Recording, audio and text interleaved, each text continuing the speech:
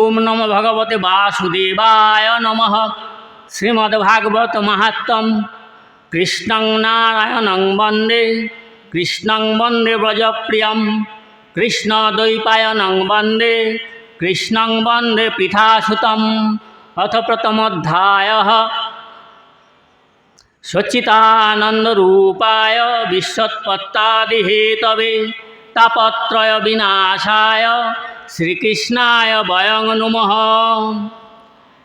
যিনি জগতের উৎপত্তি স্থিতি এবং লয়ের হেতু এবং আধ্যাত্মিক অধিদৈবিক এবং অধিভৌতিক এই ত্রিতাপ বিনাশক সেই সচ্চিদানন্দ স্বরূপ ভগবান শ্রীকৃষ্ণকে আমি প্রণাম করছি।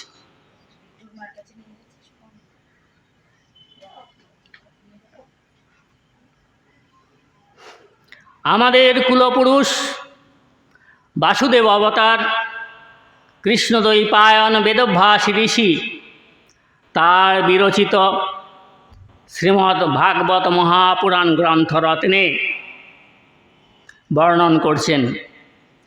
যং প্রব্রজন্তমনুপেতমপৈতকৃত্যং দ্বৈপায়নো বিরহকাতরয়া জুহাব পুত্রেতি তন্ময়তয়া তরবো বিনেদু স্তং সর্বভূত হৃদয়ং মুনিমানতস্মি।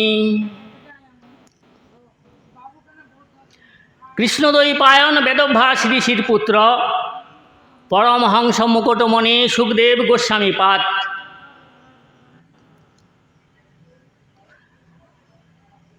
তিনি ভৃগুবংশে প্রাদুর্ভূত হয়েছেন, কিন্তু যজ্ঞোপবীত সংস্কার হয়নি, অর্থাৎ তার লৌকিক বৈদিক সমস্ত কর্মানুষ্ঠান এখনো বাকি আছে। এমত অবস্থায় তিনি সন্ন্যাস গ্রহণের সংকল্প নিয়ে একাই গৃহত্যাগ করতে তিনি উদ্যত হয়েছেন। তাই দেখে তার পিতা কৃষ্ণদ্বৈপায়ন বেদভ্যাস ঋষি পুত্র বিরহে অত্যন্ত কাতর স্বরে বলে উঠলেন, হে পুত্র, হে পুত্র, হে পুত্র, তুমি কোথায় চলে যাচ্ছ? ঠিক সেই সময় তন্ময় হওয়ার ফলে বৃক্ষরাজি সুখদেবের হয়ে উত্তর দিয়েছিল। ঠিক সেই রূপ সর্বভূত হৃদয় স্বরূপ সুখদেব গোস্বামীপাদকে আমি প্রণাম করি। সুখদেব গোস্বামীপাদ প্রগাঢ় ব্রহ্মে তল্লীন হয়ে আছে। এই পরিদৃশ্যমান জগৎ হচ্ছে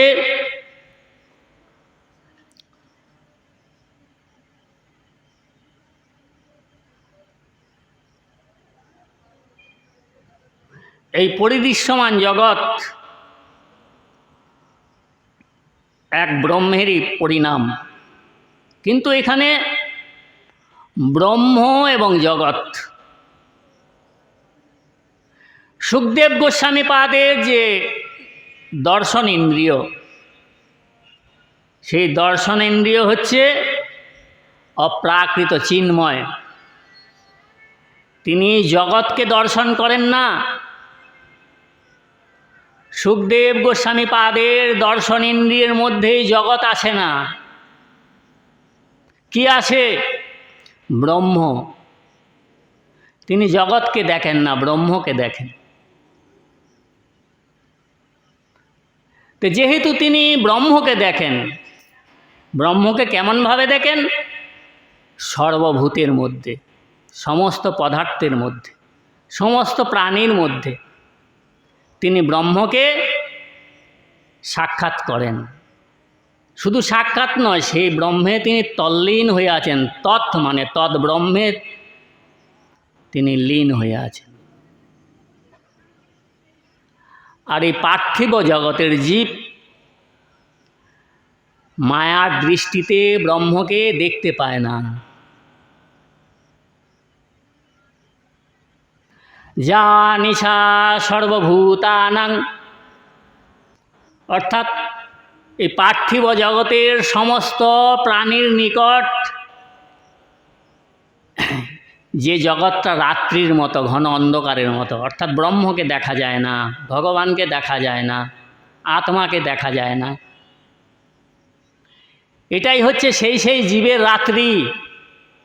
এখানে প্রাকৃত জগতের দিন এবং রাত্রের একটা দৃষ্টান্ত দিচ্ছেন কাব্যের ভাষায়, কিন্তু প্রকৃতপক্ষে ব্রহ্মের উপাসনা না করা পর্যন্ত ব্রহ্মতত্ত্বের জ্ঞান হয় না।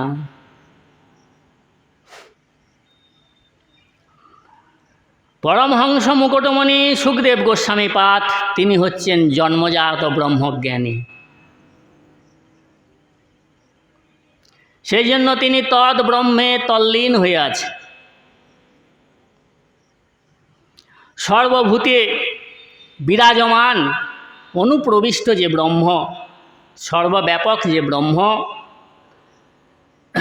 সেই ব্রহ্মই প্রতিধ্বনি স্বরূপ উত্তর দিচ্ছেন।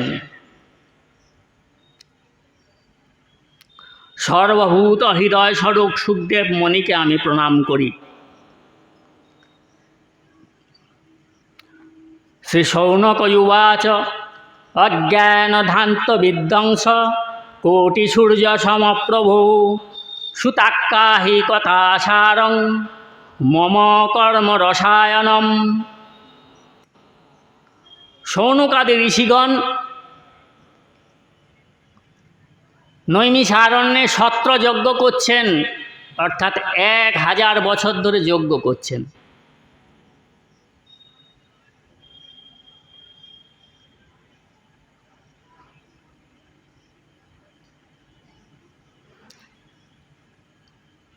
তো সেই যজ্ঞের আয়োজন যেখানে হয়েছে নৈমিষারণ্যে, সেই দিক দিয়েই হরিগুণগান করতে করতে রোমহর্ষণ ঋষির পুত্র সুতমণি যাচ্ছিলেন। সেই সময় অত্যন্ত আদর সম্মানের সঙ্গে শৌনকাদি ঋষিগণ সুতমণিকে সেই সত্রযজ্ঞের মধ্যে নিয়ে আসলেন এবং তাকে পাদ্য অর্ঘ্য বা আচমনীয় দিয়ে আসনে বসালেন এবং প্রশ্ন জিজ্ঞাসা করলেন। কি প্রশ্ন জিজ্ঞাসা করলেন?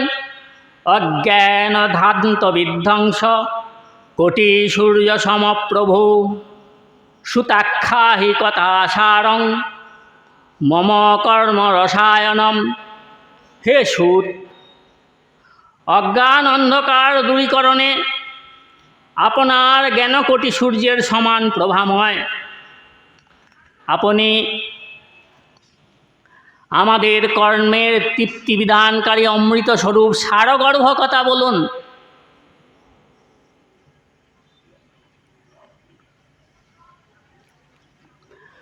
ভক্তি জ্ঞান বিরাগপ্ত বিবেক বর্ধতে মহান মায়া মোহ নিরাশাশ্চ বৈষ্ণবৈ ক্রিয়তে কথম।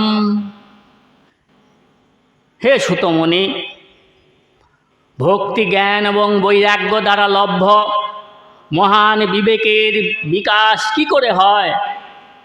বৈষ্ণবগণ সর্বপ্রকার মায়ামোহ থেকে নিজেদের কি করে মুক্ত করেন? এটি তিনি দ্বিতীয় প্রশ্ন রেখেছেন সুতমণির নিকট। ইহ ঘোরে কলৌ প্রায় জীবস্যাসুরতাঙ্গতঃ ক্লেশাক্রান্তস্য তস্যৈব শোধনে কিং পরায়ণম।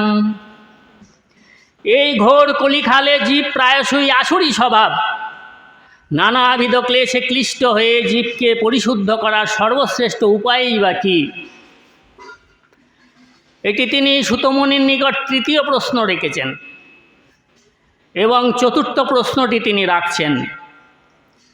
শ্রেয়সাং যদ্ভবে শ্রেয় পাবনানাং চ পাবনম কৃষ্ণপ্রাপ্তিকরং শশ্বৎ সাধনং তদ্বদাদুনঃ। হে সুত, আপনি এমন কোনো শাশ্বত সাধন পথের সন্ধান দিন যা সর্বাপেক্ষা কল্যাণকারী এবং পবিত্রকর, যার দ্বারা আমরা ভগবান শ্রীকৃষ্ণকে লাভ করতে পারি। এবং পঞ্চম প্রশ্নটি রেখেছেন সুতমণির নিকট। চিন্তামণির লোক সুখং সুরদ্র স্বর্গসম্পদম প্রযচ্ছতি গুরুপ্রীত বৈকুণ্ঠ যোগে দুর্লভম। চিন্তামণি কেবলমাত্র লৌকিক সুখই দিতে পারে, আর বৃক্ষ বড় বড় স্বর্গীয় সম্পদাদি দিতে পারে। কিন্তু গুরুদেব প্রসন্ন হলে ভগবানের যোগী দুর্লভ নিত্য বৈকুণ্ঠ ধাম দিতে পারেন। এবারে সুতমণি মহর্ষি শৌনকের সেই সমস্ত প্রশ্নের তিনি প্রত্যুত্তর দিচ্ছেন। প্রীত শৌনক চিত্তেতে ইয়াত বচমে বিচার্য চ সর্বসিদ্ধান্ত নিষ্পন্নং সংসার ভয়নাশনম। সুতমণি বললেন, হে মহর্ষি শৌনক, তোমার হৃদয়ে ভগবৎ প্রেম রয়েছে, তাই আমি বিচার করে তোমাকে সমস্ত সিদ্ধান্তের যে সারাসার কথা, সেই কথাই আমি তোমাকে শ্রবণ করাচ্ছি।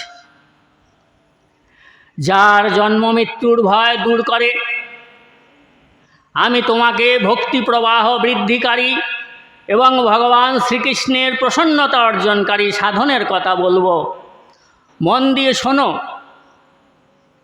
ভক্তের গবর্ধনং যচ্চ কৃষ্ণ সন্তোষ হেতুকম তদহং তে অভিধাস্যাসি সাবধানতয়া শৃণু। কালব্যল মুখগ্রাস সত্রাস নির্নাশত হেতবে শ্রীমদ্ভাগবতং শাস্ত্রং কলৌকিরেণ ভাষিতম।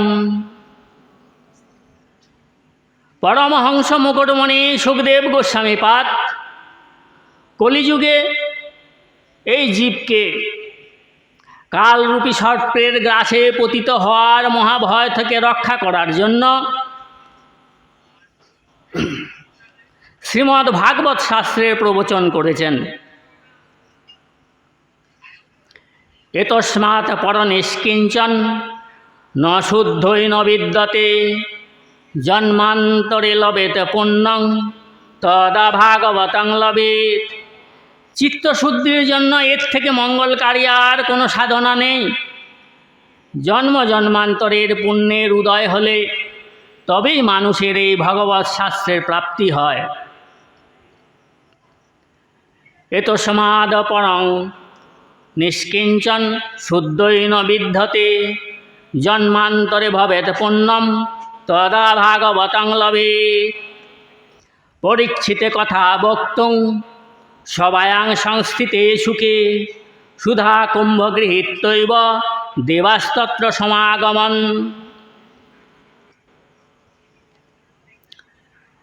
প্রবেশনরত মহারাজ পরীক্ষিতের মহাভাগবত সভায়, ষষ্ঠী সহস্র ঋষি সমন্বিত ভাগবত সভায় পরমহংস মুকুটমণি সুখদেব গোস্বামীপাদ যখন সমাসীন হলেন, তখন সর্বের দেবতাগণ অমৃত কুম্ভ নিয়ে এসে তার কাছে আবেদন করলেন। কিসের জন্য? কারণ মহারাজ পরীক্ষিতের একমাত্র ভয় হচ্ছে মৃত্যুর ভয়। মৃত্যুর ভয় বিদূরিত করার জন্য অমৃতের কুম্ভ নিয়ে এসেছেন স্বর্গের দেবতাগণ। তার পরিবর্তে সুখের নিকট নিবেদন করলেন যে আপনি আপনার এই শ্রীমদ্ ভাগবত মহাপুরাণের কথা আমাদেরকে শ্রবণ করান।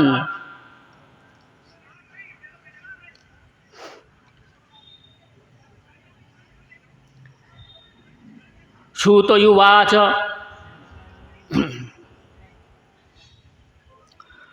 শৌনকমুনি প্রশ্ন করলেন, লোকবিগ্রহ মুক্তস্য নারদাস্য স্থিরস্য চ বিধিশ্রবে কুথ প্রীতি সংযোগ কুত্র তৈষ্যঃ।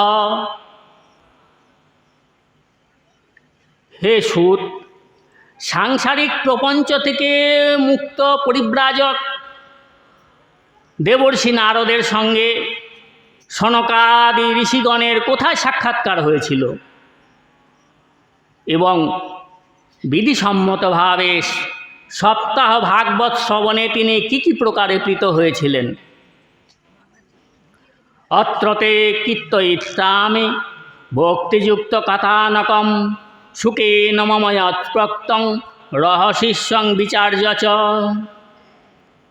একদা হি বিশালায়াং চত্তারো ঋষয়ৌমলাহ সৎসঙ্গার্থং সমায়াতা দদৃশুস্তত্র নারদম।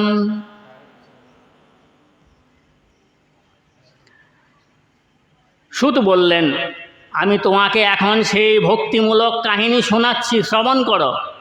যে কাহিনী সুখদেব তার শিষ্যদের মধ্যে যোগ্য বিবেচনায় আমাকে একান্তে শুনিয়েছিলেন। একদিন 4 জন পবিত্র ঋষি সৎসঙ্গের জন্য বিশাল নগরীতে এসেছিলেন। তারা সেখানে নারদকে দেখতে পান।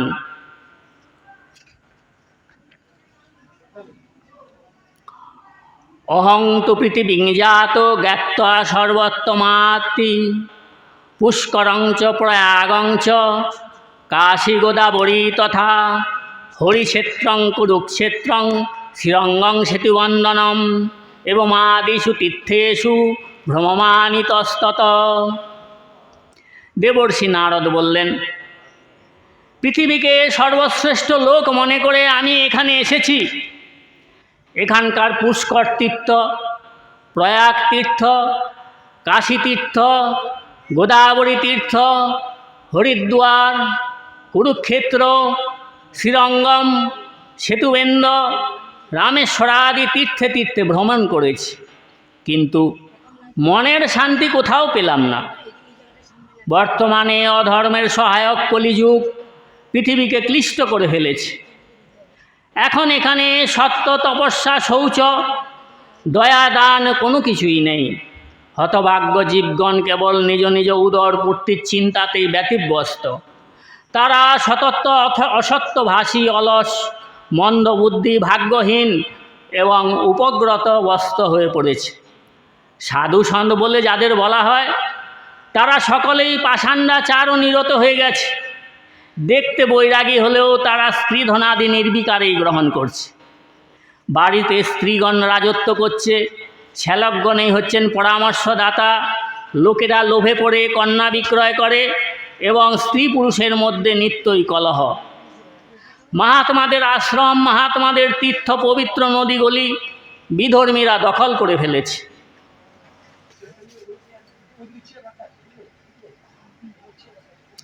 বর্তমানে পৃথিবীতে না আছে কোনো যোগী পুরুষ, না আছে কোনো সিদ্ধ পুরুষ, না আছে কোনো জ্ঞানী পুরুষ, না আছে কোনো সৎকর্মপরায়ণ মানুষ। যা কিছু সাধন সবই এই কলিরূপ দাবানলে ভস্মীভূত হয়ে গেছে। এই কলিযুগে প্রায় সকলেই অন্ন বিক্রয় করছে। ব্রাহ্মণেরা অর্থের বিনিময়ে বেদ শিক্ষা দিচ্ছে, আর স্ত্রীলোকেরা বেশ্যাবৃত্তি দ্বারা জীবিকা নির্বাহ করছে। এইভাবে কলির ঘোর দোষ দেখতে দেখতে পৃথিবী পরিভ্রমণ করে আমি যমুনার তীরে ভগবান শ্রীকৃষ্ণের লীলাভূমিতে উপস্থিত হই। হে মুনিগণ, শুনুন, সেখানে আমি এক আশ্চর্য ব্যাপার দেখলাম। এক যুবতী স্ত্রী বিষণ্ণ মনে বসেছিল। তার পাশে 2 জন অচেতন বৃদ্ধ পুরুষ দীর্ঘ নিঃশ্বাস ফেলছে। সেই স্ত্রীলোকটি তখন তাদের শুশ্রূষা করে জ্ঞান ফেরাবার চেষ্টা করছিল, আবার কখনো কখনো তাদের সামনে বসে কাঁদছিল।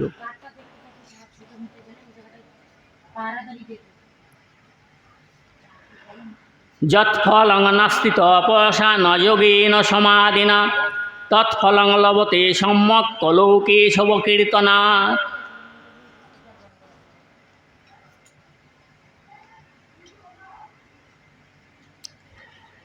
কারণ যোগ সাধন, তপস্যা বা সমাধি দ্বারা যে ফল লাভ করা যায় না, এই কলিযুগে সেই ফল অতি উত্তম রূপে কেবলমাত্র শ্রীহরির নাম কীর্তনের দ্বারাই লাভ হয়।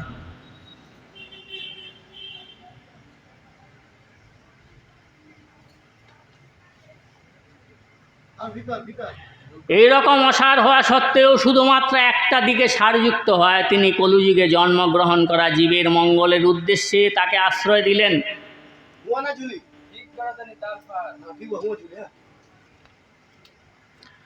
ন হি বৈষ্ণবতা কুত্র সম্প্রদায় পুরোষরা এবং প্রলয়তাং প্রাপ্ত বস্তু সারস্থলে স্থলে। সম্প্রদায়গতভাবে প্রাপ্ত বৈষ্ণবের লক্ষণ কোথাও কোথাও দেখা যায় না। এইভাবে সর্বত্রই সব কিছুর সারভাগ লুপ্ত হয়ে গেছে।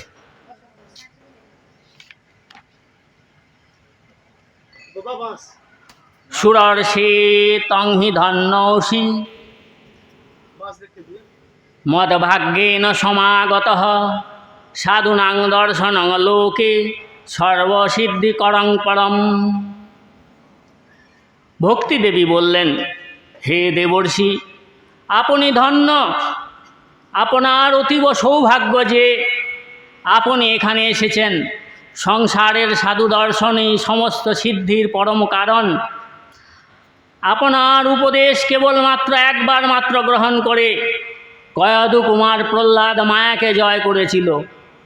ধ্রুবও আপনারই কৃপায় ধ্রুবপদ লাভ করেছিল। আপনি সর্বমঙ্গলময় এবং সাক্ষাৎ ব্রহ্মার পুত্র। আমি আপনাকে বারংবার প্রণাম করছি।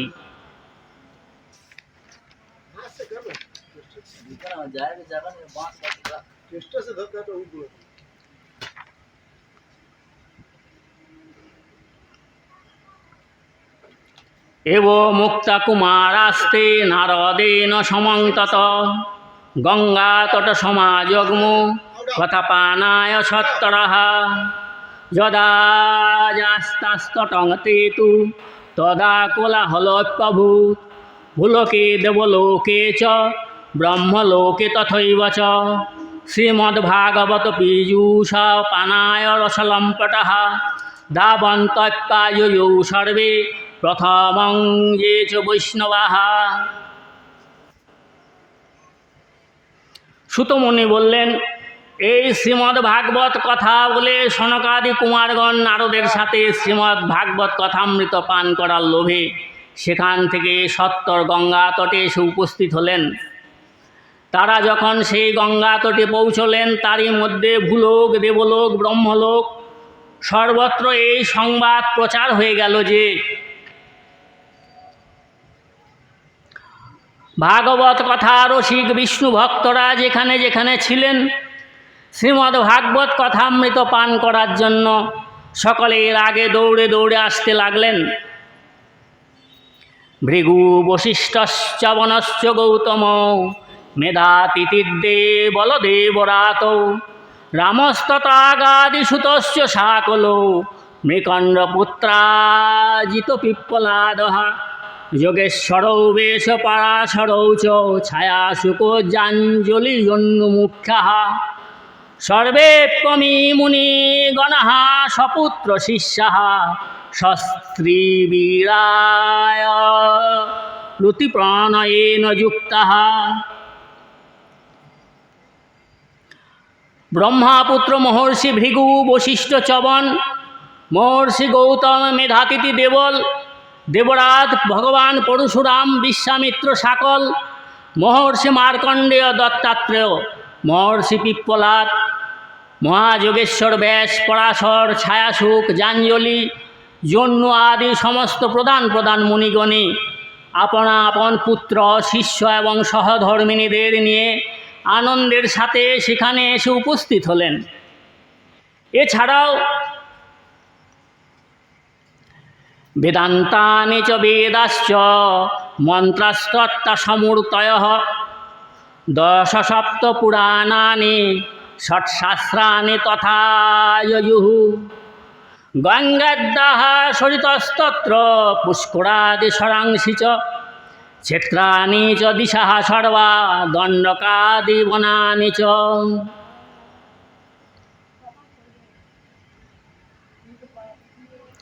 মূর্তিমান বেদ, মূর্তিমান উপনিষদ, মূর্তিমান মন্ত্র, মূর্তিমান তন্ত্র এবং সপ্তদশ পুরাণ,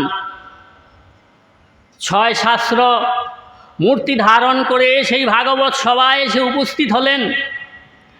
স্বয়ং গঙ্গা, তীর্থ নদী, পুষ্করাদি সরোবর, কুরুক্ষেত্র,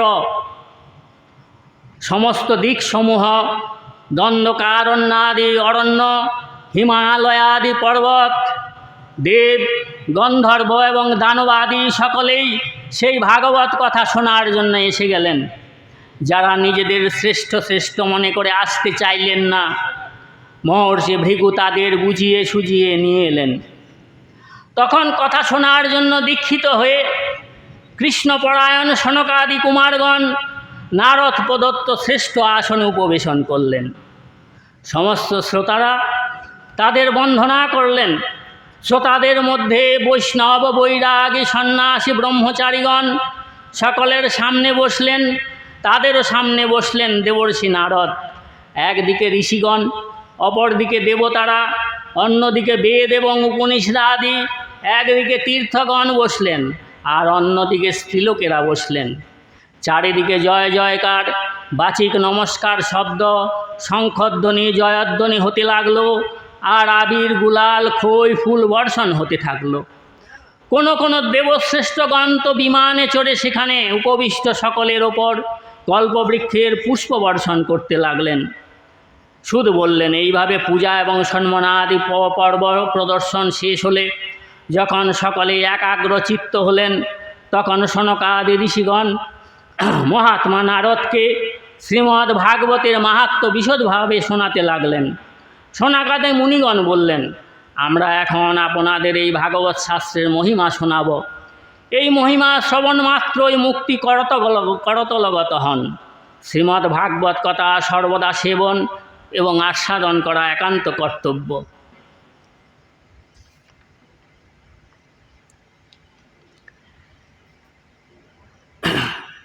বেদাদি বেদমাতা চ পৌরখং সুক্তমেব চ ত্রয়ী ভাগবতং চৈব দ্বাদশাক্ষর এব চ দ্বাদশাত্মা প্রয়াগাশ্চ কাল সংবৎসরাত্মকঃ ব্রাহ্মণস্যাগ্নিহোত্রং চ ষোড়র্বিদ্বাদশী তথা তুলসী চ বসন্তশ্চ পুরুষোত্তম এব চ এতেষাং তত্ত্বত প্রাজ্ঞৈ ন পৃথক ভাব ইষ্যতে।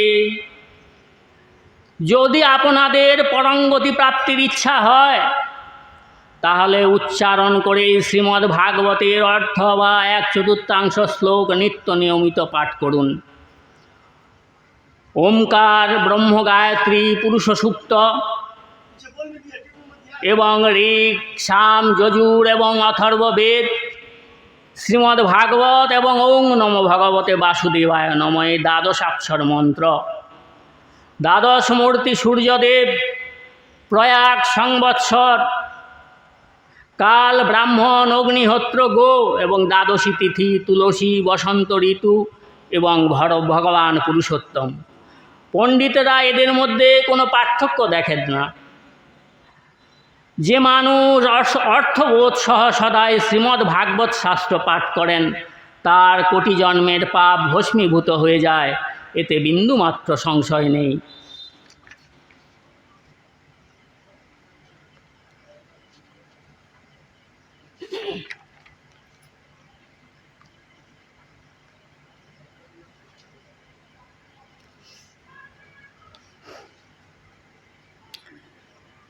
শুধু বললেন, হে মুনিবর, সেই সময়ে নিজ ভক্তদের মনে অলৌকিক ভক্তির প্রাদুর্ভাব দেখতে ভক্তবৎসল ভগবান তার নিজ ধাম ছেড়ে সেখানে এলেন। বনমালী ঘনশ্যাম পীতবাসা মনোহর কাঞ্চী কলা পরুচির লসন্মুকুট কুণ্ডলঃ ত্রিভঙ্গললিতশ্চারু কৌস্তুভেন বিরাজিতঃ কোটিমন্মথ লাবণ্য হরিচন্দন চর্চিত পরমানন্দ চিন্মূর্তি মধুর মুরলীধরঃ আবিবেশ স্বভক্তানাং হৃদয়ান্নমলানি চ।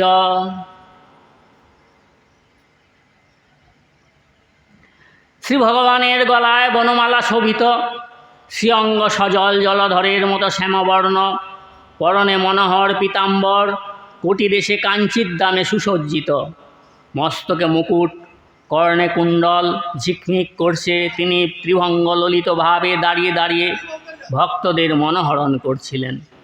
বক্ষে কৌস্তুভমণি শোভা পাচ্ছিল, সারা অঙ্গ হরিচন্দনে চর্চিত ছিল। সেই রূপের শোভার কি বর্ণনা করব।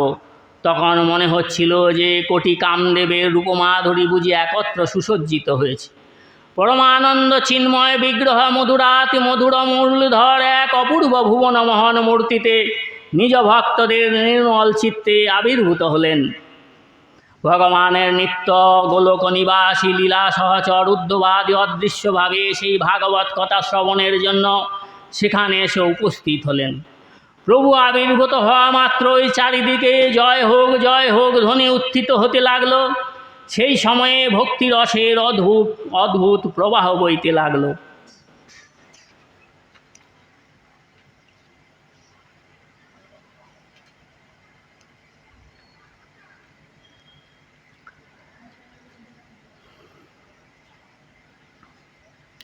অলৌকিকয়ং মহিমা মুনীশ্বরঃ সপ্তাহ জনদ্য বিলোকিতো ময়া মূঢ়াঃ শটা যে পশুপক্ষী নত্র সর্বেপি নিষ্পাপতমা ভবন্তি অতো নিলোকে ননুযান্তি কিঞ্চি চিত্তস্য সদায় কলৌ পবিত্রম অঘোগবিধ্বংসং করং তথৈবং কথা সমানং ভুবি নাস্তি চান্ন। মুনীশ্বরগণ বললেন, আজ আমি এই সপ্তাহ শ্রবণের অতীব অলৌকিক মহিমা দর্শন করলাম। এখানে যেসব অতি মূর্খ দুষ্ট আর পশু পক্ষী রয়েছে তারাও সকলে একেবারে নিষ্পাপ হয়ে গেল। সুতরাং এতে সন্দেহ রইল না যে কলিযুগে চিত্তশুদ্ধির জন্য, পাপরাশি নষ্ট করার জন্য মর্তলোকে এই শ্রীমদ্ ভাগবত কথার সমান পবিত্র আর দ্বিতীয় কিছুই নেই। হে মণিবর, আপনারা অত্যন্ত কৃপালু। সংসারের মঙ্গলের চিন্তা করে এই সম্পূর্ণ নতুন এক মহাপন্থা প্রবচন করেছেন। আপনারা দয়া করে বলুন যে এই কথারূপ সপ্তাহ যজ্ঞের দ্বারা সংসারের কোন কোন মানুষ পবিত্র হবে। সনকাদি ঋষিগণ বলতে লাগলেন যে মানবা পাপকৃতস্তু সর্বদা সদা দুরাচাররতা বিমার্গা ক্রোধাগ্নিদগ্ধা কুটিলাশ্চ কামিন সপ্তাহ যজ্ঞেন কলৌ পুনন্তিতে সত্যেন হীনাঃ পিতৃমাতৃদূষকা তৃষ্ণা কুলাশ্চাশ্রমধর্মবর্জিতাঃ যদাম্বিকামৎসরিণোপি হিংসকা সপ্তাহ যজ্ঞেন কলৌ পুনন্তিতে।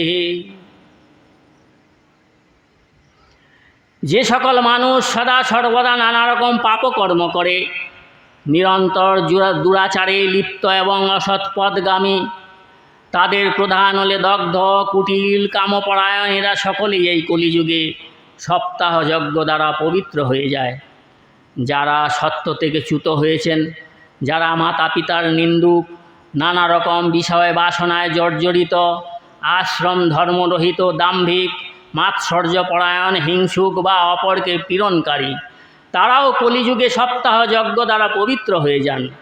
যারা মদ্যপান করেন, ব্রহ্মহত্যা করেন, সুবর্ণ চুরি করেন, গুরুপত্নী গমন করেন, বিশ্বাসঘাতকতা করেন, মহাপঞ্চপাতক আচরণকারী, ছলচাতুরি পরায়ণ, ক্রূর এবং পিশাচের মতো নির্দয়, ব্রাহ্মণদের ধনে পুষ্ট এবং ব্যভিচারী, এরাও কলিযুগে সপ্তাহ যজ্ঞে পবিত্র হয়ে যান।